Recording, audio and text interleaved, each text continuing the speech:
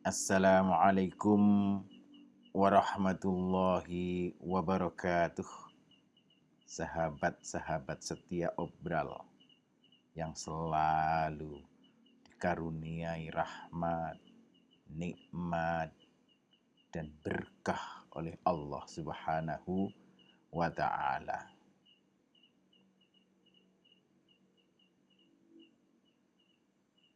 Ada salah seorang teman, sahabat yang bertanya, "Kang, kenapa sih Al-Quran itu diturunkan oleh Allah Subhanahu wa Ta'ala kepada Nabi Muhammad tidak seketika, tidak langsung seluruhnya, satu kitab utuh, sak geluntung," kata orang Jawa. Kira-kira di antara sahabat-sahabat obral ada ndak yang juga punya pertanyaan serupa? Kalau ada, mantap.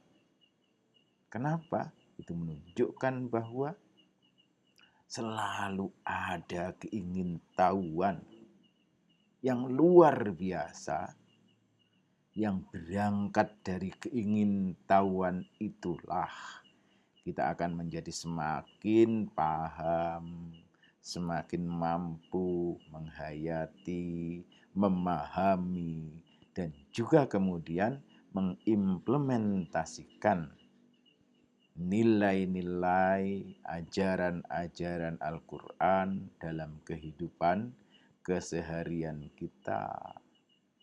Meskipun kadang-kadang gak enak juga kedengarannya. Oh, itu kan sama dengan pertanyaan yang dilontarkan oleh orang-orang kafir pada masa yang lampau. Dah persoalan. Yang penting dengan pertanyaan-pertanyaan tersebut kita semakin yakin, kita semakin dekat, kita semakin akrab dengan ayat-ayat Al-Quran. Kenapa Allah menurunkan tidak seketika? Kenapa Allah harus menurunkannya munajjaman wa mufarraqan, berangsur-angsur, berjeda, wa mufarraqan, dan terpisah-pisah? Why? Mengapa? Yuk kita obrolin bareng-bareng. Semoga obrolan kita menjadi berkah, menambah wawasan, menambah pengetahuan, dan menambah ilmu kita tentang ayat-ayat Al-Quran, tentang pedoman kehidupan keseharian kita di dunia ini. Bismillah, alhamdulillah, wassalatu wassalamu ala rasulillah Muhammadin wa ala alihi wa sahbihi ajma'in. Rabbi syrah li sadri wa yassir li amri wa hlul 'uqdatam min lisani yafqahu qawli waj'al li waziram min ahli. Sahabat, kalau kita menghitung durasi lama waktu yang dibutuhkan oleh Allah Subhanahu wa Ta'ala dalam proses pewahyuan ayat-ayat Al-Quran kepada Nabi Muhammad, dimulai dari peristiwa pertama kali ayat-ayat Al-Quran diturunkan. Iqra bismi rabbikal ladzi khalaq, khalaqal insana min 'alaq, Iqra wa rabbukal akram alladzi 'allama bil qalam 'allamal insana ma lam ya'lam. Yakni diturunkan di Gua Hira pada tanggal 17 Ramadan tahun ke-41 dari kelahiran Nabi Muhammad pertama kali. Nah, jika kemudian ternyata ayat yang terakhir, kalau kita pinjem pendapat beberapa ulama, adalah diturunkan pada saat Haji Wada tanggal 9 Dzulhijjah tahun ke-63 dari kelahiran Rasulullah Muhammad sallallahu alaihi wasallam atau tahun 10 Hijrah, maka berarti proses pewahyuan Al-Quran membutuhkan waktu 22 tahun, 2 bulan, dan 22 hari. Enak diapal kalau ikut pendapat yang ini. Tapi kalau ikut pendapat yang lain, yes, pokoknya lebih dari itu. Kenapa? Kenapa butuh waktu selama itu bagi Allah untuk menurunkan ayat-ayat suci Al-Quran?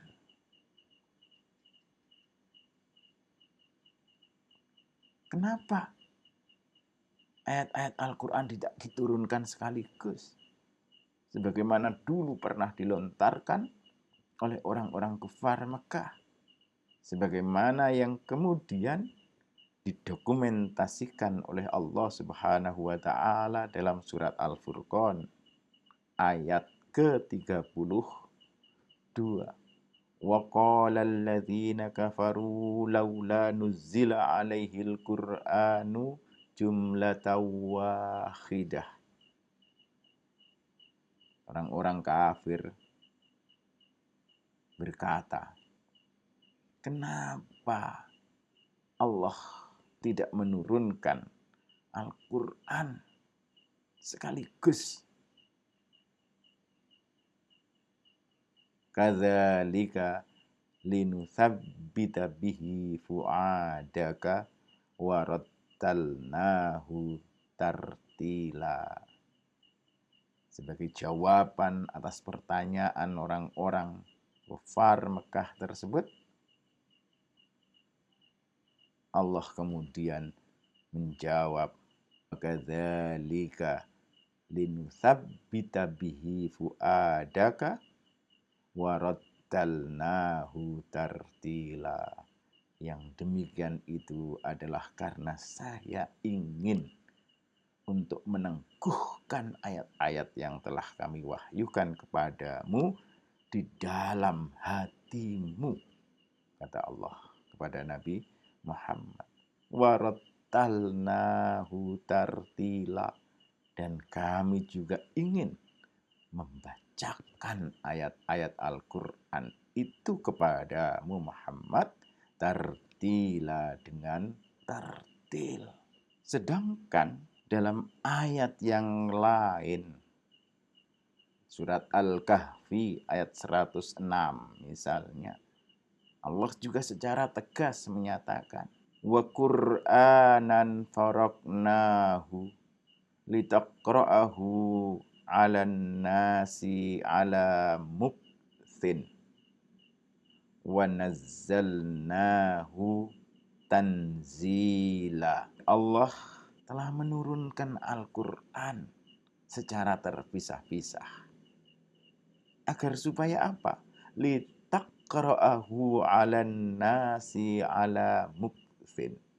Agar supaya engkau Muhammad dapat membacakan ayat-ayat Al-Quran itu kepada seluruh umat manusia dengan pelan-pelan.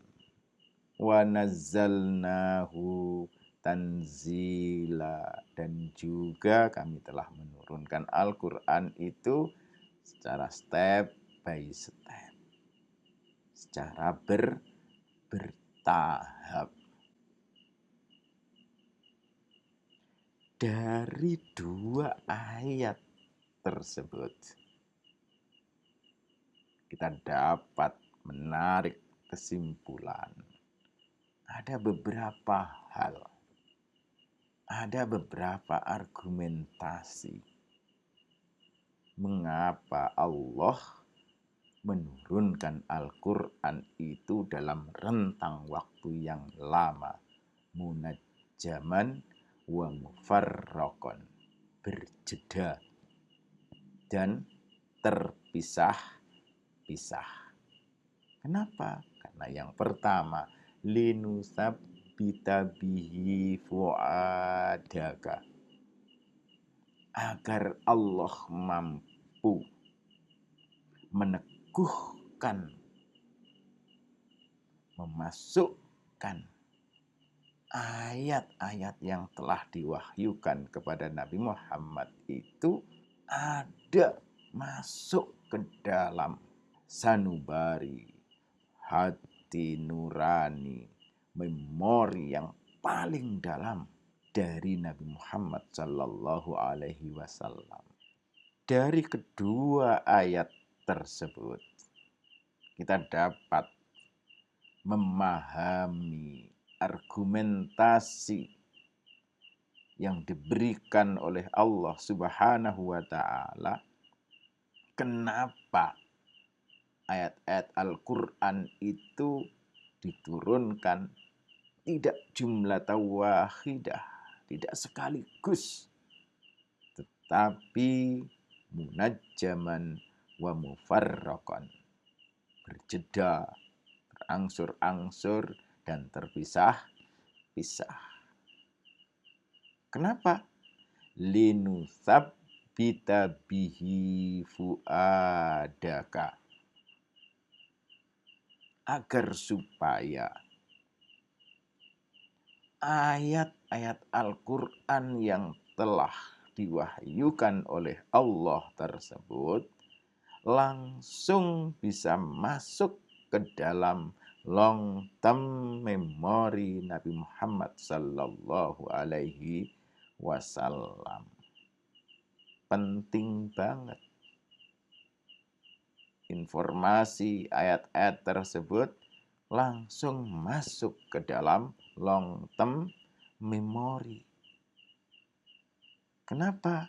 Karena sesuatu informasi, data, ilmu, pengetahuan, kalau sudah masuk di dalam long term memory, biasanya sangat sulit untuk dilupakan. Ini lain kalau data, fakta tersebut hanya masuk ke dalam short term memory. Jadi manusia itu punya memori yang biasanya dibagi menjadi 2. Yang satu disebut short term memory. Itu biasanya adalah memori-memori yang kemudian biasanya adalah pengetahuan-pengetahuan tertentu, pemahaman-pemahaman tertentu dari seseorang yang bersifat biasa-biasa saja. Misalnya, kalau kamu ketika jalan-jalan lihat orang makan di warung pinggir jalan, pemahaman, pengetahuan kita tersebut langsung masuk ke short term memory. Karena masuk di short term memory, besoknya sudah gak kelingan lagi, besoknya sudah tidak teringat lagi. bentuk orangnya seperti apa, cara makannya seperti apa, duduknya di sebelah mana, sudah. Karena kenapa? Karena orang makan di pinggir jalan itu adalah informasi pengetahuan yang biasa-biasa saja. Lain kalau kemudian ketika ketika kita jalan, kemudian ada orang makan sate kambing segeluntung. Oh, pasti ini langsung masuk ke long term memory. Kenapa? Karena nggak biasanya orang makan sate itu langsung segeluntung. Paling ya 10 tusuk. Tapi karena ini ada orang yang luar biasa yang makan sate di pinggir jalan, kambingnya masih utuh. Sudah 10 tahun ke depan Anda pasti masih ingat di mana dia makan, duduknya seperti apa, cara makannya bagaimana, orangnya pakai baju apa, wajahnya seperti apa, namanya nggak tahu karena belum kenalan. Kecuali kalau Anda sudah kenalan, baru taruh namanya. Oke. Masuk long term memory. Nah, wahyu yang telah diturunkan oleh Allah kepada Nabi Muhammad ini penting untuk segera masuk ke long term memory. Kenapa? Karena berbeda dengan kitab-kitab suci sebelumnya yang diturunkan oleh Allah secara konseptualnya, redaksionalnya berasal dari nabi tersebut, dari rasul tersebut. Al-Quran tidak, konsepnya maupun redaksionalnya langsung dua-duanya berasal dari Allah Subhanahu wa ta'ala. Dan Nabi Muhammad sebagai seorang rasul dituntut untuk mampu menyampaikan apa yang diterima dari Allah Subhanahu wa ta'ala. Tidak boleh tahrif, tidak boleh ada satu huruf pun yang berkurang ataupun bertambah.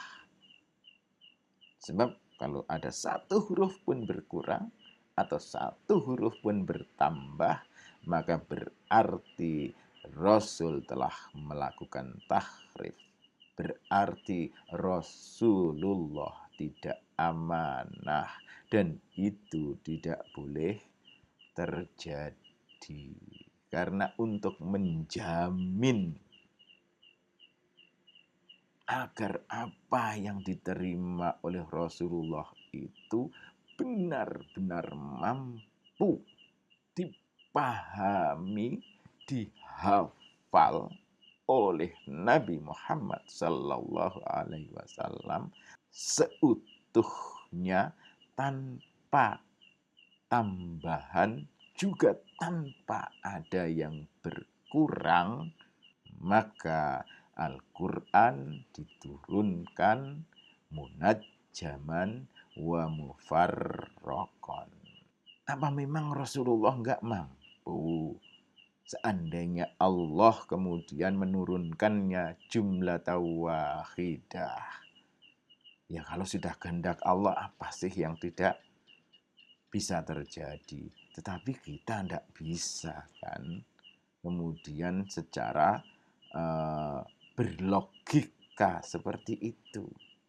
Meskipun Meskipun kita tahu sendiri bahwa kapasitas Rasulullah sebagai seorang manusia memiliki kecerdasan, memiliki ingatan, memiliki ketelitian yang di atas rata-rata.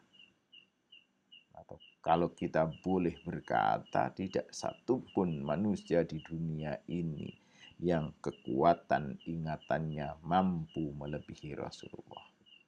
Tidak ada satupun manusia di dunia ini yang ketajaman, ketelitiannya juga mampu melebihi Rasulullah. Demikian juga kecerdasannya. Sebagai bukti bahwa Rasulullah itu memiliki ingatan yang sangat kuat, ketelitian yang luar biasa, kita bisa lihat ketika peristiwa Isra Mi'raj. Rasulullah Muhammad di-Isra Mi'rajkan oleh Allah dari kediamannya, kemudian singgah di Masjidil Aqsa. Sangat singkat, tetapi dalam waktu yang sangat singkat, kejelian, ketelitian Rasulullah segera nampak. Beliau langsung mampu mengcoverage area Masjidil Aqsa, mengeksplorasi segala apa yang ada di Masjidil Aqsa. Dan hasil eksplorasi yang beliau lihat segera masuk dalam memori beliau yang paling dalam. Karenanya ketika tanya oleh orang-orang kafir Mekah, "Hei Muhammad, kalau benar engkau singgah di Masjidil Aqsa, coba berapa pintunya?" Rasulullah bisa menjawab dan tepat.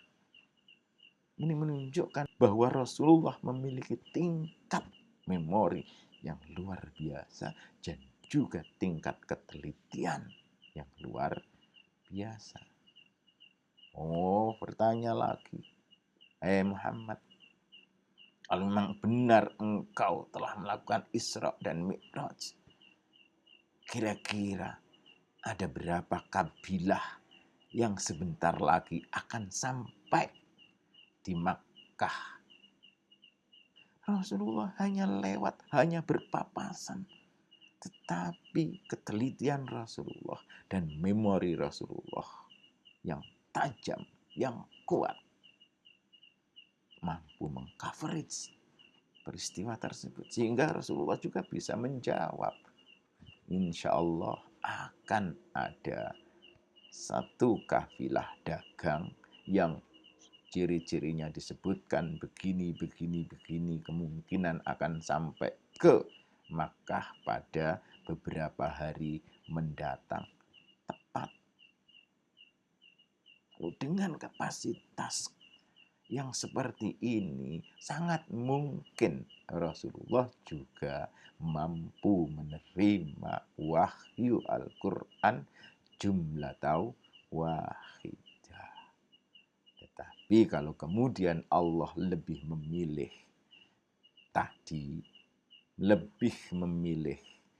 munajjaman wa mufarraqan sebagai proses pewahyuan Al-Quran, hal itu semata-mata karena Allah ingin menunjukkan kepada manusia, dan kemudian Allah menunjukkan kepada manusia seluruhnya bahwa wahyu yang diturunkan oleh Allah Subhanahu wa taala benar-benar mampu disampaikan oleh Nabi Muhammad seutuhnya. Bahkan dalam proses pewahyuan, guna menjamin Nabi Muhammad benar-benar mampu menerima wahyu seutuhnya tanpa tambahan, tanpa juga ada pengurangan, Allah juga menyertai proses pewahyuan Al-Quran dengan kejadian-kejadian lain yang mampu memperkuat memori Nabi akan wahyu yang diturunkan kepadanya. Misalnya suatu ketika Rasulullah dikasih wahyu. Pada saat proses pewahyuan tersebut, Jibril menampakkan diri dalam wujud aslinya. Ini semakin memperkuat ingatan Rasulullah, memori Rasulullah. Dalam proses pewahyuan yang sedang terjadi, tiba-tiba Rasulullah seakan-akan mendengar suara gemerincing lonceng. Dalam proses pewahyuan yang terjadi, tiba-tiba Rasulullah badannya menjadi panas dan keringatnya bercucuran. Padahal saat itu adalah musim dingin. Pada saat wahyu diturunkan kepada Nabi Muhammad dan beliau sedang naik di atas unta, tiba-tiba untanya tidak mampu menahan berat dari Rasulullah, sehingga untanya menjadi terduduk dan Rasulullah kemudian turun bersandar ke punggung unta. Dalam proses pewahyuan yang sedang terjadi, tiba-tiba Jibril menjelma menjadi seseorang. Nah, fakta-fakta ini tentu saja akan memperkuat daya ingat Rasulullah Muhammad Sallallahu Alaihi Wasallam, sehingga apa-apa yang telah diterima Rasulullah pada saat itu menjadi semakin masuk dalam hati sanubari, dalam memori Rasulullah yang paling dalam. Kenapa? Biar Rasulullah nanti ketika menyampaikan kepada seluruh umat manusia terbebas dari tahrif. Itu yang pertama. Yang kedua, kenapa juga munajjaman wa mufarraqan dipilih oleh Allah sebagai proses pewahyuan Al-Quran? Warattalnahu tartila, agar supaya kami, kata Allah, mampu membacakan wahyu yang kami turunkan kepadamu tartilan, dengan tartil. Isi kandungannya, kemungkinan-kemungkinan makna yang terkandung di dalamnya, implikasi makna-makna yang ada seperti apa, proses aktualisasinya bagaimana. Ini dijelaskan oleh Allah Subhanahu wa Ta'ala kepada Nabi Muhammad. Dan kedua hal ini penting. Nabi Muhammad mampu memiliki redaksi wahyu yang utuh dan kemudian memiliki pemahaman terhadap wahyu tersebut juga dengan utuh, sangat dibutuhkan dalam proses pewahyuan selanjutnya, yakni sosialisasi, dakwah, taklim kepada seluruh umat manusia. Coba bayangkan kalau tiba-tiba Rasulullah lupa.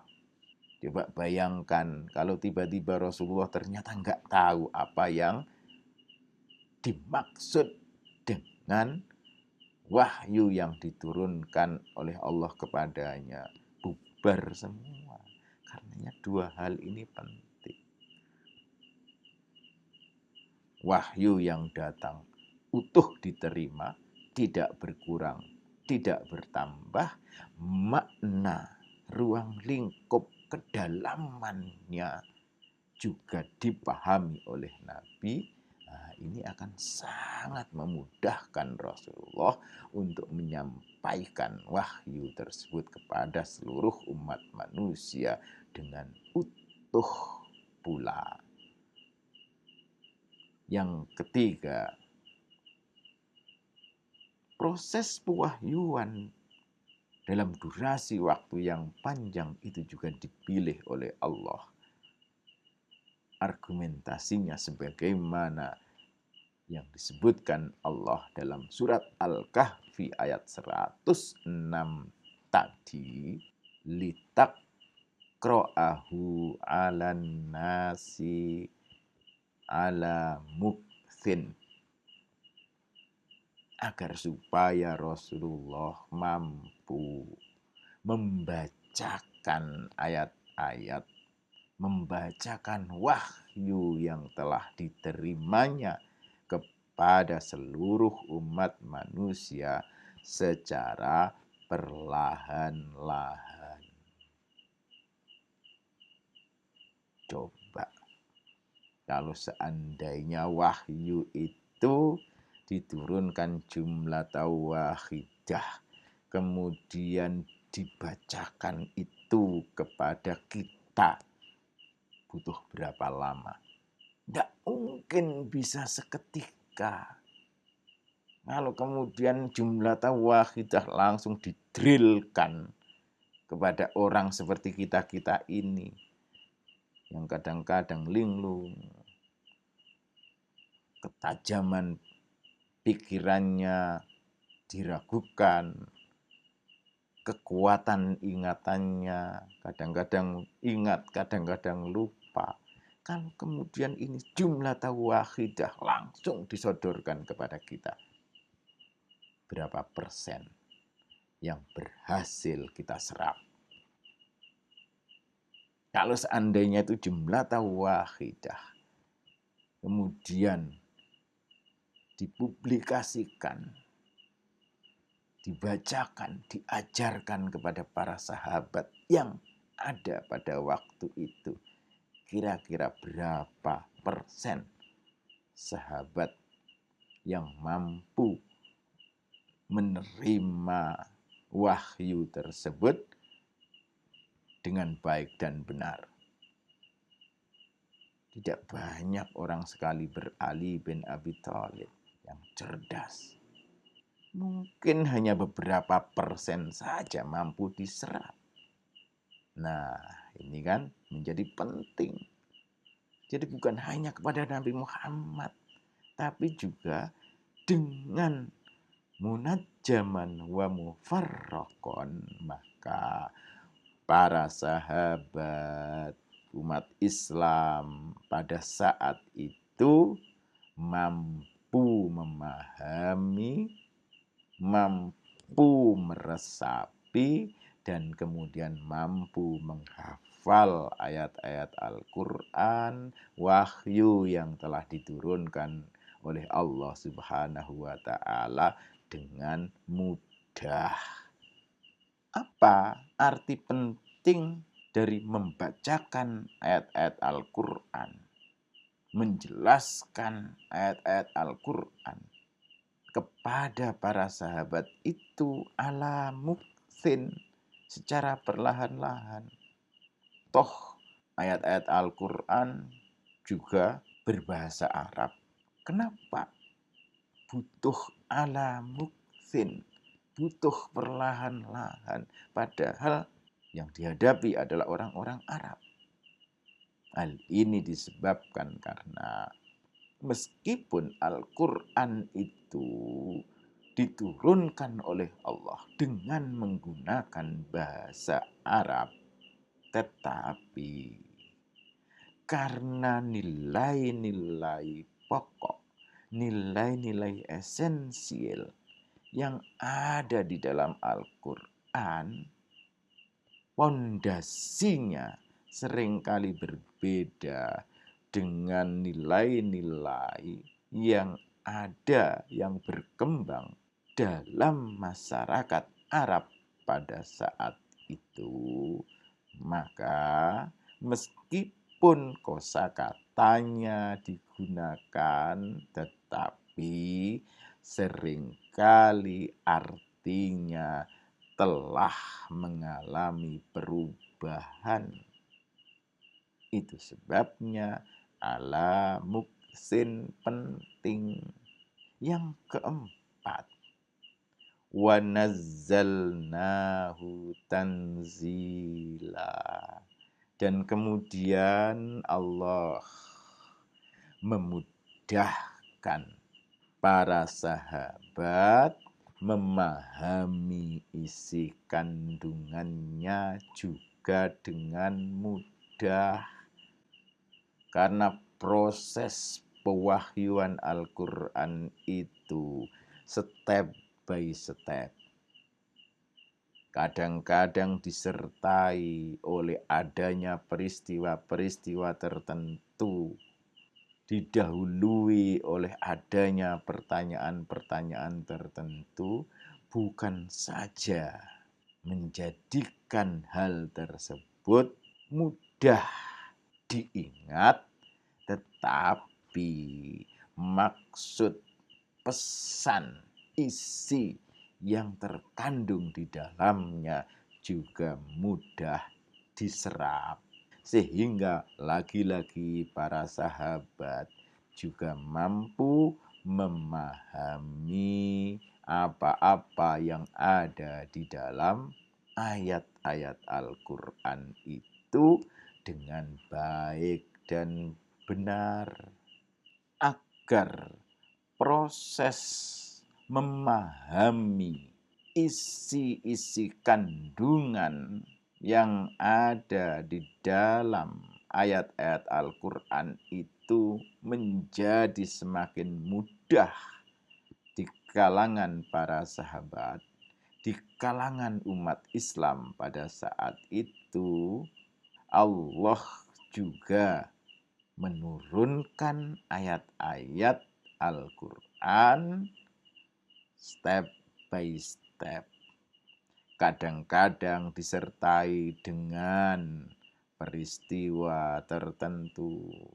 Kadang-kadang mengiringi sebagai jawaban atas pertanyaan-pertanyaan yang dilontarkan, baik oleh para sahabat ataupun oleh orang-orang kafir pada saat itu.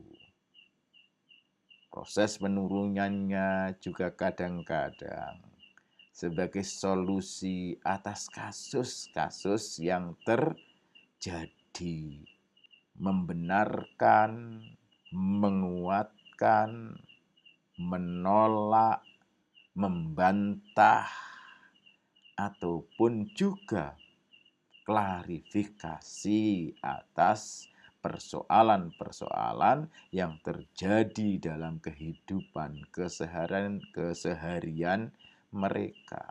Dengan cara seperti itu, lagi-lagi Al-Quran semakin ada di hati, para sahabat semakin mudah memahami, menghayati, dan kemudian mengamalkan apa-apa yang ada yang menjadi isi kandungan Al-Quran. Ada berapa tadi? Ada 4 argumentasi. Ada 4 fungsi. Ada 4 tujuan yang dikehendaki oleh Allah dengan memilih proses pewahyuan ayat-ayat Al-Quran munajjaman wa mufarraqan. dua berlaku untuk Rasulullah, yakni agar supaya ayat-ayat tersebut langsung masuk ke dalam long term memory Rasulullah, karena hal itu pada dasarnya masuk dalam kategori extraordinary communication, komunikasi yang tidak biasa. Yang kedua, agar Rasulullah memiliki kesempatan untuk mencerna seluruh makna yang ada terkandung di dalam ayat-ayat Al-Quran yang telah diwahyukan kepadanya. Sedang dua lagi khususkan kepada para sahabat. Apa itu?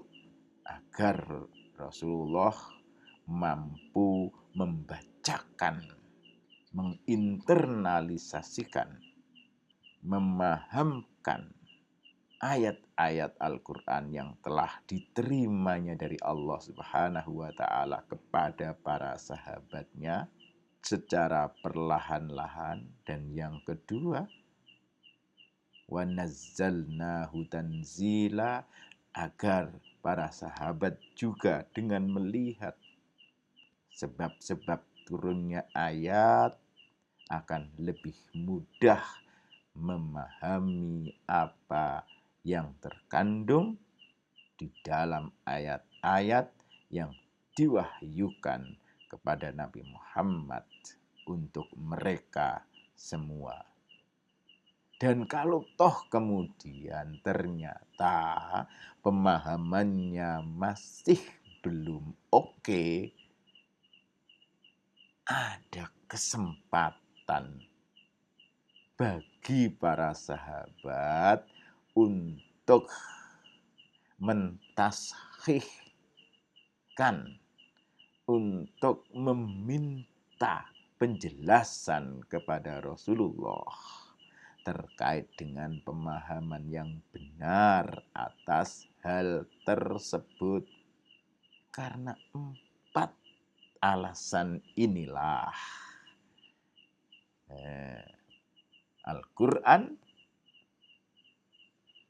diturunkan oleh Allah munajjaman wa mufarraqan, berjeda, berangsur-angsur, dan ayat demi ayat, tidak jumlatan wahidah, tidak segeluntung. Sekian, moga-moga ada manfaatnya. Wallahu a'lam bishawab. Wassalamualaikum warahmatullahi wabarakatuh.